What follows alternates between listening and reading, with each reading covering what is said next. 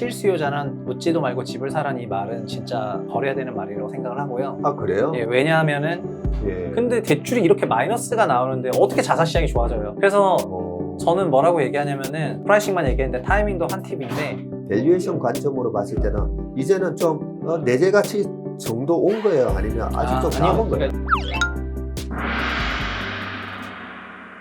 네, 네 가지가 뭐라고요? 그러니까 교통, 교통? 교육, 교육. 네, 그다음 편의시설, 네, 편의시설. 생활 편의시설하고 자연환경 4대 요인이에요. 편의시설에 이 병원이 편의시설에는 다 들어가요. 쇼핑몰부터 병원부터 저희 생활 편의시설이라 해서 기본적인 인프라 같은 게 여기 다 들어가요. 백화점 들어오고 마트 네, 들어오고 이런 게 네. 편의시설. 예, 맞아요. 그 교통도 단지 앞엔 다 도로가 있기 때문에 그게 중요한 게 아니라 중심 상업지역으로서의 접근성을 말하는 거고요. 그 교통이라는 것도. 네. 저는 그래서 결국 다 그 전세에 녹아있다고 말을 하는 건데요. 일단 입지 요인은 그 4개가 있고요. 네. 상품 요인은 뭐냐면은 컨셉상 대단지냐 나홀로 아파트냐 하고 그 다음에 오래된 아파트냐 신축이냐면 바로 느낌이 오실 거예요. 네. 사람들이 좋아하는 3베이 평면, 4베이 평면에 기둥식에 실내 충고 잘 나오고 짱짱하고 디자인도 잘 돼 있고 커뮤니티 잘 돼 있고 수영장 있고 조시도 되는 요즘 신축 아파트의 그 상품 가치하고 예. 나홀로 아파트에 38년 돼가지고 사용이 불편한 상품 가치는 다르잖아요. 네. 그래서 그 상품의 요인도 다르지만 결국 입지 가치와 상품 가치의 총합을 저희가 주거 서비스라고 표현할 수가 있는 거고 그 주거 서비스 비용이 임차료이고 바로 임차료네요. 네, 그 임차료는 전세와 월세의 형태가 있고 혼재되어 있는 건데 그냥 월세도 좋지만 전세는 그 연세를 이제 20년 이상 쭉 그 매년 받는다고 생각하는 거를 네. 그냥 현금 현재 가치에 했다 생각하시면 되거든요.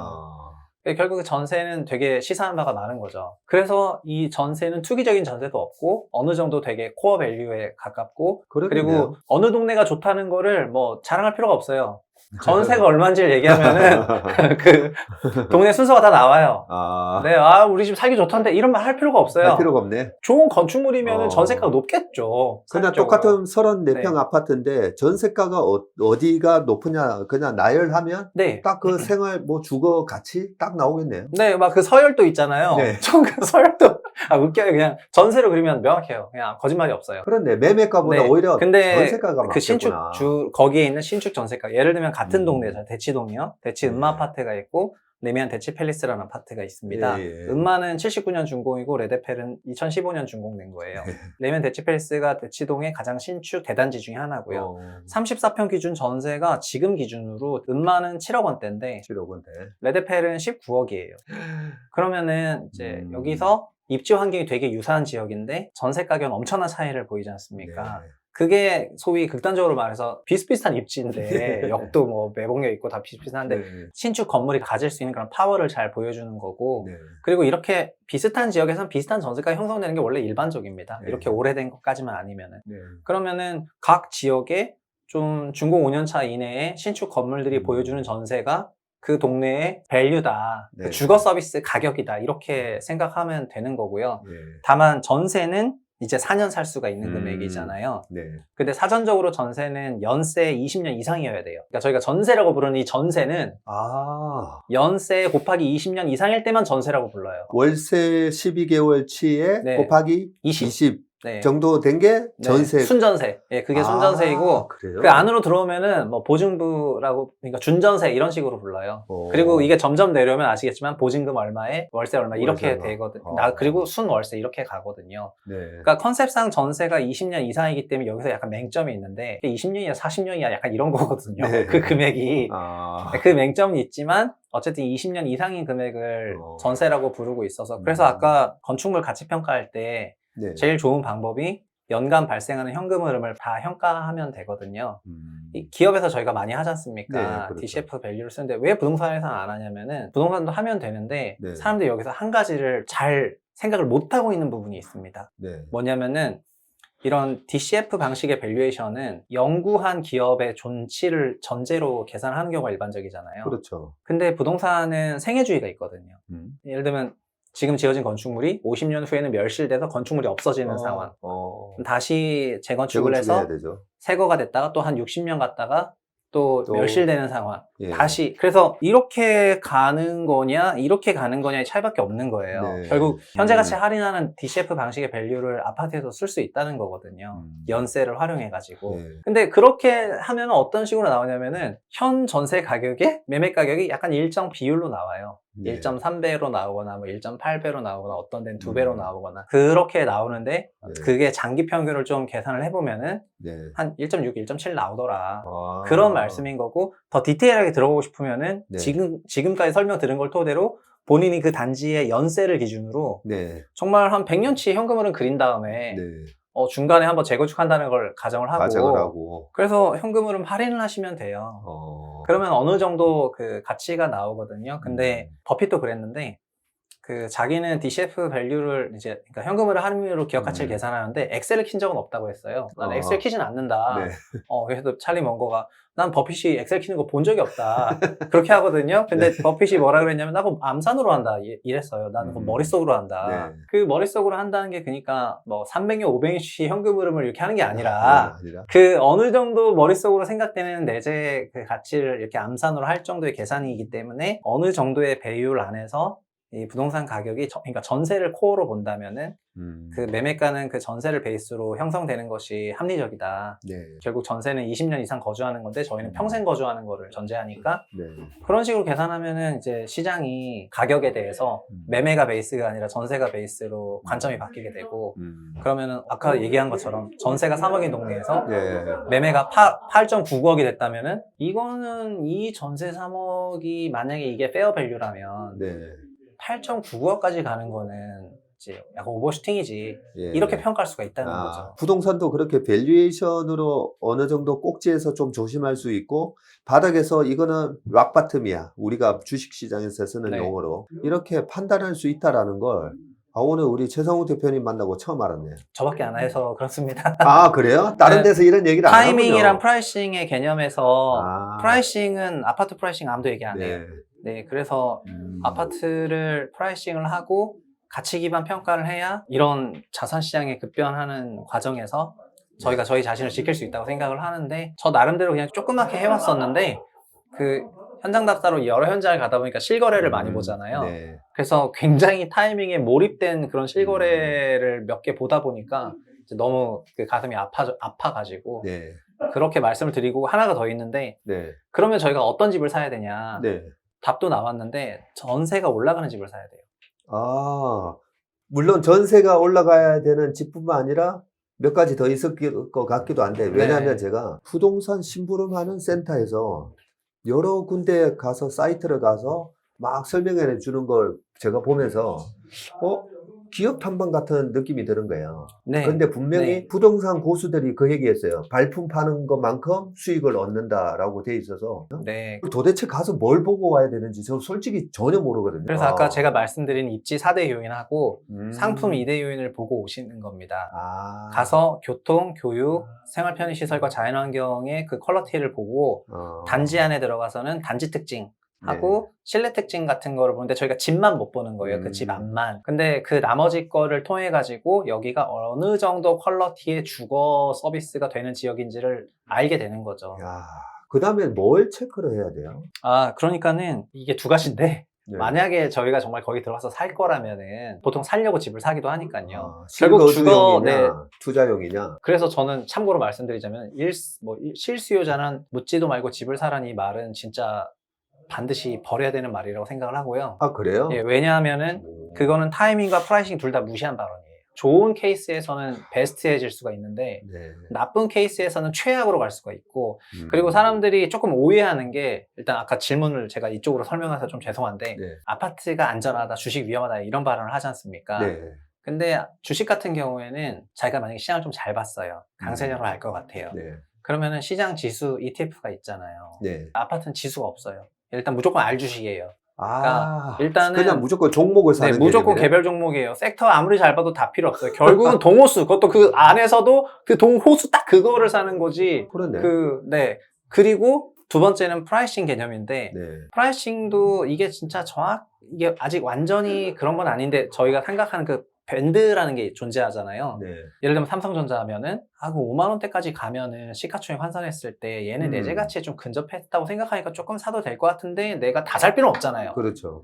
맞네. 그러니까 이것도 프라이싱도 분산 매입을 할 수가 있거든요. 아. 금융시장 자체는. 결국에는 주식과 같은 금융상품은 타이밍과 프라이싱에 분산 대응이 돼요. 포트폴리오 대응하고. 그래서 위험이 매우 분산이 될 수가 있는데 아파트는 알주식을 한 몰빵이네? 주에 그날 몰빵을 해야 되는데 어느 정도 돈을 써야 되냐면 소득이 10배에서 15배 쓰는 거예요. 한 주에. 그게 아까 PI? 네, PIR이 12배라는 PIR. 거는 와. 자기 인컴인데 심지어 세전 인컴이에요. 그럼 세전이 세전에 12배 정도 되는 주택을 12년치? 근데 만약에 세후로 계산하면은 그러면 15년치죠? 그러겠네요. 그러면 15년치 되는 돈을 한 한 번 종목에. 선택해야 되는데 타이밍과 프라이싱 분산도 안 돼요. 이 컨셉을 가지고 생각을 하면은 내가 지금 하려는 나의 이 행동이 솔직히 말하면은 근로기간이 30에서 40년밖에 안 되지 않습니까? 30부터 일하면은 60까지 일했을 때 30년인데 네. 지금 한번 전부 거는 거죠. 그렇네. 네. 엄청 위험하다.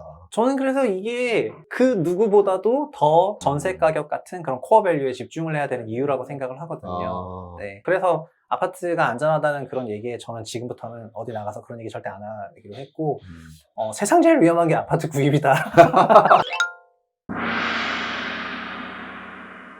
뭐 우리 옛날에도 부동산 얘기를 많이 했지만 네. 저는 굉장히 간단한 투자 원칙이 있어요. 부동산이나 주식이나 우량 주식은 다 유진 파마 교수가 얘기한 것처럼 네. 효율적 시장 가설이 저는 적용이 된다고 봐요. 그런 거에 따라서 가격에 거품이 생겼다가 또 디스카운트 되는 투매가 나왔다가 저는 그런다라고 생각을 해요. 네. 그래서 부동산을 재작년에 이제 주식으로 코로나 때 주식으로 돈 벌어서 내년에 부동산 사세요. 이런 얘기를 했던 이유가 그때 당시는 주식이 공포감에 너무 밸류에이션 측면으로 봤을 때 싸게 거래됐기 때문에 네. 네, PBR 0.55 갔으니까 네. 너무 싸니까 0.5가 1배만 회복해도 뭐 80% 이상 수익 나니까 올해는 주식으로 돈 벌어서 내년에 집 사세요 라고 얘기했는데 네. 작년에 집을 사는 거는 조금 만류를 하면서 그때 이제 고배당 주식을 이제 사시라고 얘기를 바꿨는데 왜 만류를 했냐면 집값의 거품이 꼭지가 있었던 2007년 이럴 때 네. 보면 그 신문 일면에 그 아까 PIR 있잖아요. 네. 이제는 뭐 직장인들 뭐 15년치, 20년치 해도 영영 집 못 산다. 이런 자극적인 얘기들이 난무할 때가 꼭지고 거기에 조급한 마음 때문에 내가 지금이라도 집 안 사면 스트레스 받아서 도저히 평생 못 사겠는가 보다 하면서 네. 영끌하게 만들고 네. 그게 2007년에도 있었던 현상이거든요. 그래서 이번에도 거의 비슷한 현상이 나타나는 거예요. 신문 기사나 보면 네. 이제 평생 못 산다. 살 기회 안 줄 거다. 뭐 그렇죠. 그런 걸 보면 그 효율적 시장 가설의 이 내재 가치 대비 부동산 가격도 지금 오버슈팅이 들어갔겠구나라는 생각을 그냥 막연하게 했어요. 막연하게. 네. 근데 뭐 밸류에이션을 할 줄은 모르고 그러면 지금은 최근에 많이 떨어졌는데 그 밸류에이션 관점으로 봤을 때는 이제는 좀 내재 가치 정도 온 거예요? 아니면 아직 좀 아니요. 남은 거예요? 그러니까 일부 단지들이 그렇게 큰 폭의 조정을 받아서 그렇게 내재 가치에 근접했다고 생각하는 단지들이 있긴 하지만은 뭐 비중으로는 20%도 안 되는 것 같고. 네. 그러니까 현재 마켓 전체 PIR은 여전히 높아요? 19배에서 17배로 내려왔지만 네. 여전히 높죠. 근데 이런 거지 않습니까? 저는 그래서 지표와 평가는 다르지 않습니까? 네. 지표는 19배에서 17배로 내려갔어요. 예를 들면 네. 서울이. 그러면은 이 PIR 17배라는 거는 현재 상태인 거이지 비싸다 싸다 약간 이런 가치 판단을 여기다 해야지 되는 거잖아요. 네. 근데 저한테 지금 이 상태에 대해서 가치 판단하라고 하면은 이런 여러 복합적인 환경 속에서 여전히 비싼 것 같다. 이렇게 얘기할 거고, 그리고 아까 역전세 메커니즘을 조금 말씀을 드렸던 것처럼 내년 말까지 역전세가 이어질 가능성이 높다 보니까 이제 거래 환경이라든가 이런 것들이 내년에도 부정적으로 흘러갈 거라고 생각은 해요.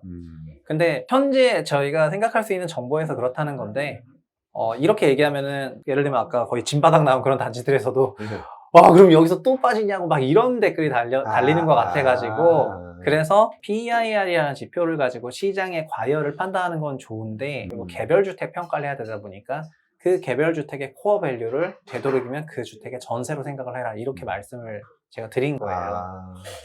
그래서 그냥 내재 가치 기반으로 생각을 해서 그러니까 시세 추종형 판단보다는 가치 추종형 판단인데 여기서는 매매가 판단보다는 전세가 베이스의 판단을 하시면 한결 편안한 삶을 살 수가 있을 것 같다. 야, 전세가가 오를 수 있는 아파트를 사라. 이게 진짜 핵심이네요. 요즘 저한테도 뭐 그렇게 많이 물어보세요. 주식을 하는 사람한테 자꾸만 오셔가지고 부동산은 어떻게 되세요? 라고 물어보는데 정말 이 짧은 지식으로 뭐라고 얘기하냐면 제가 어디서 봤는데 임대사업자들의 물량이 내년 내후년도에 뭐 한 150만 채 쏟아진다. 그러면 제가 주식시장에서 제일 중요하게 여기는 게 바로 수급은 모든 재료에 우선한다. 이 네. 얘기를 제가 제일 중요시 얘기거든요. 네. 그러니까 아무리 기업이 좋아도 전환사채 발행하고 뭐 물적 분할하고 뭐 이러면 아무 소용없잖아요. 네. 임대사업자의 물량이 150만 채가 내년 내후년에 쏟아진다. 그게 사실입니까?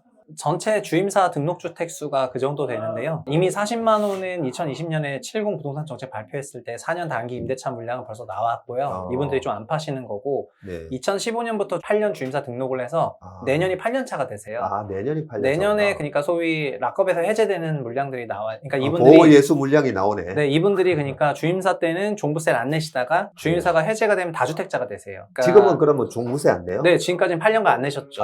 네, 예. 곱하기 빵이어가지고 안 내셨어요. 근데 내년부터는 다주택자가 되니까 종부세 좀 부담이 있다면 이분들이 처분할 가능성이 있어서 8년 중공공 주택임대사업자의 매물도 8년부터 나오기 시작해서 2018년이 정점이었기 때문에 이것도 2026년이 정점이기는 해요. 그러니까 2023, 24, 25, 26으로 갈수록 나올 수 있는 물량이 많아지는 거예요. 네, 맞아요. 그래요? 그렇게 2026년이 정점이란 말이죠. 네. 그때 제가 듣기로는 주임사로 등록하면 일단 종부세 없고 그 다음에 세금을 계속 냈기 때문에 팔 때도 양도 차익에 대한 과세가 네, 감면해 줍니다. 감면해 주고. 네네네. 그게 감면해 주는 중과 배제고 감면 해제도 다주택자는 원래 그렇게 많이 감면 안 해주는데 그 당시 기준으로 원래 주택임대사업자 8년 하면 70% 감면해 준다고 했었는데 그 이후에는 50% 감면으로 줄었지만 어쨌든 감면을 해줍니다. 예. 그러면 그 물량이 어쨌든 지금과 같은 종부세 구조에서는 나올 수밖에 없는 상황인 거죠. 네, 근데 그것도 사람이 똑같은 겁니다. 내가 내야 될 종부세 하고 네. 이 주택을 보유함으로써의 기대 수익하고 비교할 것이고 부담이 더 크다고 한다면 처분이 가능한 거고 뭐 그런 환경이 아닐까 싶어요. 예. 오늘 아침에 제가 신문에 읽다가 뭐 1100세대를 갖고 있는 빌라왕? 네. 예, 그 40대의 빌라왕이 뭐 돌아가시면서 뭐 많은 문제가 생겼다 이런 것도 봤는데 지금 그렇게 가수요가 좀 많은 상황이에요. 왜냐면 주식시장에 신용잔고가 예전에 4조에서 10조 하다가 이번에 25조 갔다가 결국은 17조까지 한 8조 털리면서 마지막에 투매가 나오더라고요. 네, 그 주식시장의 신용잔고를 보시는 것처럼 저는 결국 신용이라는 것도 구매력의 원천이기 때문에 부동산도 이런 구매력의 원천은 저는 그걸 그냥 월간 발표되는 가계대출 통계만 보면 된다 생각하거든요. 그러니까 저희의 그 돈이라는 게 소득으로부터 벌어들인 돈, 금융기관 차입금, 그리고 자산처분 소득이라는 세 가지 현금 흐름만 존재하게 되는 건데 부동산도 금융기관 차입금, 이게 월간 대출 통계거든요. 그래서 가계대출 통계만 보시면은 다 나와 있어요. 그러니까 아까 말씀드렸던 한국 가계가 연간 60조 원 빌리던 가계에서 120조 빌리던 가계가 됐을 때 이 돈들은 가계가 빌린 돈들은 대부분 다 부동산으로 가요. 그리고 가계대출의 거의 70%가 다 그냥 싹 다 부동산이에요. 부동산이더라고요. 네. 그러면은 지금은 원래 어떻게 되냐면은 2020년, 21년에 코로나 기간에 가계 신용은 1년에 140조씩 늘었는데요. 올해 얼마인지 아십니까? 올해? 확 줄지 않았을까요? 네, 11월 누적으로 가계대출은 마이너스 3조, 마이너스 5조입니다. 예? 누적으로. 올해 누적으로요? 네. 작년에 140조였는데 올해는 오히려 마이너스 5조예요. 그러니까 왠지 줄었을 것 같긴 한데 근데 그냥 너무 어마어마하게 줄었고 다 주담대 갚고 있고 신용은 다 갚았고 난리예요. 야. 네. 결국에는 이 가계 대출과 가계 신용이 유동성의 원천이기도 하거든요. 예. 근데 대출이 이렇게 마이너스가 나오는데 어떻게 자산 시장이 좋아져요? 그래서 저는 뭐라고 얘기하냐면은 이거 제가 프라이싱만 얘기했는데 타이밍도 한 팁인데 가계 대출 늘어날 때가 타이밍이에요. 가계 대출이 늘어난다는 거는 늘어날 때가 늘어날 매수를 때가 할 수 있는 타이밍. 늘어날 때는 시장이 강한 그 컨비션을 갖고 있는 상태예요. 예. 그렇지 않으면 늘어나지가 않아요. 예, 무서워서 사겠어요. 그러니까 저는 그렇게 생각하는데 대출은 자산 시장을 비추는 거울이에요. 근데 그 대출이라는 게 늘어난다는 거는 자산 시장의 강세라는 사람들의 마음이 그 대출이라는 숫자로 표기가 되는 거고 대출이 감소한다는 건 지금 시장 안 좋다. 이게 정확히 기표가 되는 건데 그리고 우리나라 전체 그 주택 대출의 역사에서도 2000년부터 2007년까지 네. 그리고 2015년부터 2018년까지 20년, 21년 이렇게 대출이 이례적으로 늘었던 기간에 이례적인 강세가 있었어요. 정확히 매칭해가지고. 네. 올해는 이례적으로 줄었기 때문에 이례적인 약세가 있는 거고요. 그래서 내년에도 결국에는 뭐 다 떠나서 대출 데이터를 보시면은 시장이 어떻게 생각하는지 대출 통계 다 나와 있고 월간 최소 5, 6조 이상 빌리던 게 우리나라 가계 평균 사이즈였는데 그러니까 예를 들면 2,000조라고 한다면 4%의 대출 증가는 80조인데 예. 월로 희석하면은 6점 몇 조 되잖아요. 예, 예. 그러니까 그 정도라면 평년치로 회귀한 건데 아. 이제 그래서 가계대출 통계만 보면 된다고 2개월 연속해서 그런 어떤 괜찮은 숫자들이 나온다면 시장이 자신감을 갖기 시작한 타이밍이어서 네. 그때는 그때가 타이밍이라고 하면 타이밍이고 만약에 그 숫자가 늘지 않는다면은 강세로 갈 일이 없다 이렇게 얘기를 합니다. 그리고 이제 마지막 네. 하나만 제가 네. 좀 질문을 더 드릴게요. 저한테 이제 부동산 언제 그러면 사면 되나요? 했을 때 네. 제가 정말 저 무식한 방법을 하나 말씀드리는데 1999년 IMF 이후에 그때도 이제 우리나라 미분양 아파트 사면 5년간 양도세 면제 해준다고 했었잖아요. 네. 그때 이제 타워팰리스 미분양이었었고 그리고 12년을 지나봤더니 2012, 13, 14년도에도 전국에 미분양 아파트 사면 또 양도세 5년 면제해준다. 그런 게 있고, 이게 부동산 시장이 주식보다는 훨씬 큰 시장이다 보니까 이게 뭐 항공모함 같은 시장처럼 느껴져요. 그래서 올라갈 때는 정부에서 뭐 20몇 번 정책을 써도 안 멈추잖아요. 떨어질 때도 아무리 뭐 부양책을 쓴다 해도 네. 처음에는 안 멈추다라는 거죠. 네. 그래서 저는 뭐라고 얘기를 하냐면 옛날처럼 미분양 아파트 사면 양도세 면제를 해주는 그런 정책이 정도는 나와야 그때 정도 되면 부동산을 네. 한번 사봐라라고 얘기를 하는데 너무 그냥 무식하게 그냥 네. 막 하는 얘기인데 아니요. 그거는 꽤 괜찮은 타이밍에 대한 조언이 있어요. 그러니까요. 타이밍에 대한 네. 조언인데 근데 결국에는 타이밍에 대한 조언이 좋거나 프라이싱을 잘 잡거나예요. 둘 다 잘 잡으면 베스트이고요. 네. 근데 만약에 저라면은 너가 보고 있는 주택의 매매 가격이 뭐 전세 뭐 네. 1점 몇 배 레벨에서 놀고 있다? 그러면은 괜찮은 것 같다. 이게까지 하시면 진짜 베스트한 조언이 되실 것 네. 같아요. 거기서 이제 네. 프라이싱 얘기를 제가 네. 감아보니까 네. 한 게 뭐냐면 과거에도 보면 평당 3천이 2천 된 것처럼 그 33% 빠진 거잖아요. 그러니까 그런 개념이 이미 있으신 거예요. 제가 네. 그냥 그런 얘기를 했지만 네. 어느 정도 이미 이제 구루시니까 그런 컨셉이 다 있으셔가지고 네. 그래서 고점 대비 30% 이상 빠진 아파트가 원래 처음에 이렇게 아파트가 V자로 올라가는지 잘 모르겠는데 네. 처음에 이렇게 좀 침체 기간이 2010년, 11년, 12년대에도 좀 오래 있었잖아요. 네, 2, 3년 맞습니다. 정도. 네. 그런 걸 생각해서 저는 고점 대비 30% 이상 빠지고 이제 부동산 대책이 지금 이 정도 대책으로는 아니고 또 미분양 아파트 지금 미분양 아파트 되게 많이 늘고 있죠. 네, 지금 4만 몇천 세대까지 올라왔습니다. 그래서 네. 정부에서 이제 고강도 부양책이 나올 건데 그 부양책이 최소한 5년 이상 이렇게 양도세 면제해주는 그 정도 정책이 나왔을 때 그때가 이제 어떻게 보면 딱 올라가기 직전 정도에 그나마 사서 마음 졸이고 있는 시간을 줄일 수 있는 기간이 아닌가 네. 생각을 하는데 근데 이번에도 그런 정책이 나올 수 있을 거라는 거는 아무도 모르는 거잖아요. 아니요, 정책 무조건 나올 거예요. 나옵니까? 그러니까 결국에는 정책도 다 정책 은행이 있고 네. 그 시장 환경에 따라서 꺼내는 거여서 결국 시장이 위축되면 위축될수록 센 부양책이 나오게 되는 거고 네. 2013년도 그 부양책이 2013년에 갑자기 나온 게 아니고 2008년 글로벌 금융위기부터 MB정부 5년 동안 또 정책 계속 냈었고요. 11번을 냈었고 11번은 네, 냈어요? 거기서부터 계속 연장돼서 박근혜 정부까지 쿠션 받아서 6년간 부양책을 낸 거의 결과물로 13년 4.1 대책 나온 겁니다. 그러니까 잠깐 나온 게 아니라 지금도 이미 올해 10월 말부터 11.6, 12.7이라고 해서 정부가 네. 부양으로 돌아섰지 않습니까? 네. 근데 돌아섰는데 얼마 전에 12월 6일에도 9억 이하 보금자리 주택이 원래 소득이 제한이 있었는데 소득 없고 그냥 네. 무조건 빌릴 수 있다 이렇게 열어줬거든요. 예. 계속해서 이런 강한 정책을 내기 시작할 거고 그럼에도 불구하고 시장이 위축되면 점점 강한 걸 낼 거고 네. 이게 쌓여가지고 어느 순간 트리거 포인트에서 네. 이제 하락은 어느 정도 일단락되고 있는데 발표된 활성화 정책 쌓여있는 상태에서 역전이 찾아오지 않을까요? 그래서 아까 말씀하신 거는 아마 그런 포인트가 되는 타이밍일 거예요.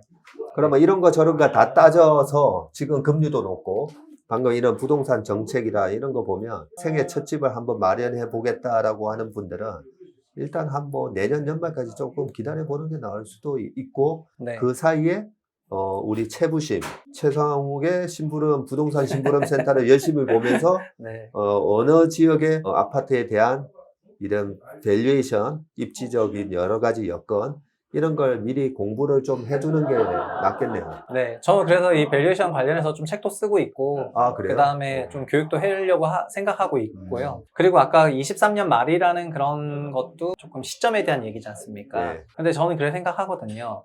만약에 전세 가격이 이미 하향 안정화 된 지역이라면은 전세 가격이 이유 없이 맥락 없이 하락하기는 어렵거든요. 네. 근데 다만 공급이 엄청나게 많았을 때 공급 효과를 유난히 받는 게 전세기도 해서 네. 그게 제가 생각하는 최고의 시장 기회이기도 해요. 네. 그러니까 내재 전세 가격이 있는 지역인데 공급이 많아서 박살났을 때 음. 덩달아서 매매 가격이 조정받았을 때가 최적의 기회라는 생각이 조금 들고요. 근데 내년 말까지 시장 전체가 조정받을 거라는 생각을 하지만 결국에는 부동산은 주식과 정말 달라서 알주식이라는 거죠. 예. 진짜 이게 네. 정말 스트레스 받는 건데 네. 마켓에 대한 뷰 자체가 결국 개별 한 호수를 골라야 된다는 것 때문에 진짜 스트레스가 어마어마해지는 상황이기 때문에 네. 시장 전체에 대한 판단도 중요하나 개별 단지 개별 호수에 대한 판단이 정말 필수적이어야지 되고 그래서 시장 전체에 대한 거는 타이밍 잡을 때 노력을 하시고 아까 말씀하셨던 정책은 되게 좋은 그런 뷰포인트가 되는 거고요. 그리고 가격은 이제 전세를 베이스로 한번 생각해 보시면서 정말 이건 어떤 과학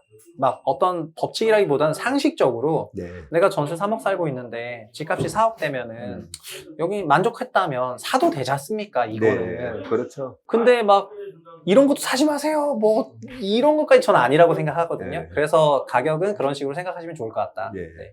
그 쓰고 계시다는 책은 언제쯤 나오죠? 올해 안에 다 쓸 생각이어서 내년 초에 바로 내려고 아, 생각하고 그래요? 있습니다. 네. 제가 왜 여쭤봤냐면 결국은 이제 프라이싱 좋은 가격에 사야 되고 네. 그 다음에 타이밍이 중요하다고 그랬어요. 네. 그래서 제가 감아보니까 우리 최상욱 대표님은 3개월에 최소한 6개월에 한 번씩은 계속 모셔가지고 네. 지금이 갑자기요? 그 타이밍이 있냐 제가 여쭤봐야 될 것 네. 같아요. 왜냐하면 지금 내년에 언제가 좋은 타이밍이 되겠습니까? 이런 질문은 우리도 주식 많이 듣지만 그거 사실 네. 잘 안 맞잖아요. 네. 그래서 내년 그 시점마다 지금 좋은 타이밍인지 좋은 가격인지 그걸 여쭤보는 게 제일 좋은 최상책이다라는 생각이 들어서 일단 책 나오고 나면 네. 다시 한번 모시도록 하겠습니다. 알겠습니다. 감사합니다. 네, 오늘 최상욱 대표 모시고 부동산에 대한 기초, 너무 중요한 기초에 대해서 좀 배운 것 같아요.